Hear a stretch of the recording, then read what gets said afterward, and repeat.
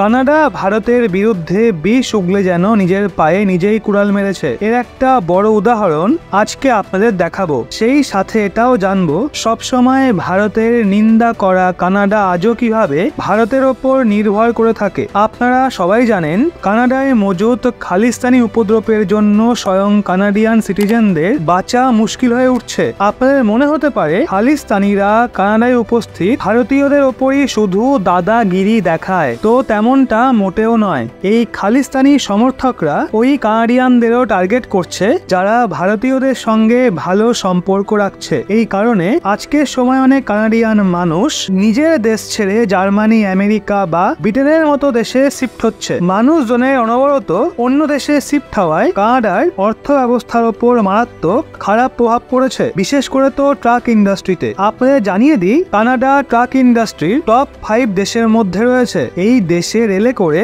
যত না সামগ্রী পাঠানো হয় তার থেকে দ্বিগুণ সামগ্রী ট্রাকে ট্রান্সপোর্ট করা হয়। এই কারণেই ওখানে রেলওয়ের মোটরম্যানের থেকে একজন ট্রাক ড্রাইভারের স্যালারি বেশি। রিপোর্ট অনুযায়ী কানাডিয়ান ট্রাক ইন্ডাস্ট্রি ট্রাক চালানোর জন্য প্রত্যেক ড্রাইভারকে বার্ষিক 30 থেকে 35 লাখ টাকার বেতন প্যাকেজ দেয়, যা আমাদের এখানকার আইআইটি ইঞ্জিনিয়াররাও পায় না। এই কারণেই আমাদের পাঞ্জাব এবং হরিয়ানা থেকে যারা কানাডা যান তাদের আপনারা কানাডায় ট্রাক চালাতে অবশ্যই দেখবেন। এমনকি কানাডায় ট্রাক ড্রাইভারের মধ্যে আপনি বেশিরভাগ শিখ পাজিদেরকেই পাবেন। কিন্তু কানাডার এই ট্রাক ইন্ডাস্ট্রি এখন নড়বড় করছে, কারণ কানাডায় ট্রাক ড্রাইভারের মারাত্মক শর্টেজ দেখা যাচ্ছে। কারণ আপনাদের আগেই বললাম, এখন অনেক মানুষ কানাডা ছেড়ে অন্য দেশে গিয়ে থাকতে শুরু করেছে। এছাড়া এটাও বলা হচ্ছে যবে থেকে খালিস্তানি লিডাররা মাথা চাড়া দিয়ে উঠেছে তখন থেকে ট্রাক ড্রাইভারদের বেতন প্যাকেজও কমে গেছে। যেখানে আমেরিকা, অস্ট্রেলিয়া এবং সুইজারল্যান্ডের মতো দেশ ট্রাক ড্রাইভারদের বার্ষিক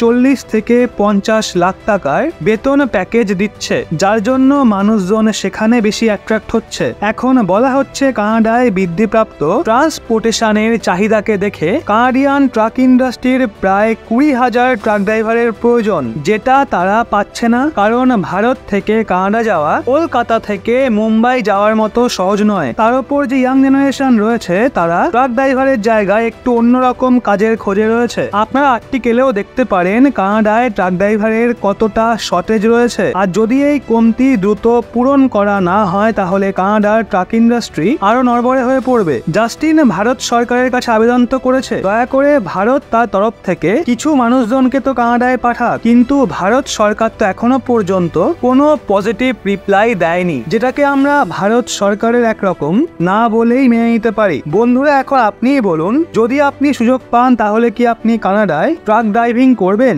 নাকি ভারতেই থেকে যাবেন? নিচে কমেন্টে অবশ্যই জানাবেন। আর হ্যাঁ, লেটেস্ট ইনফরমেটিভ ভিডিও পেতে চোখ রাখুন রহস্য বাংলার পর্দায়।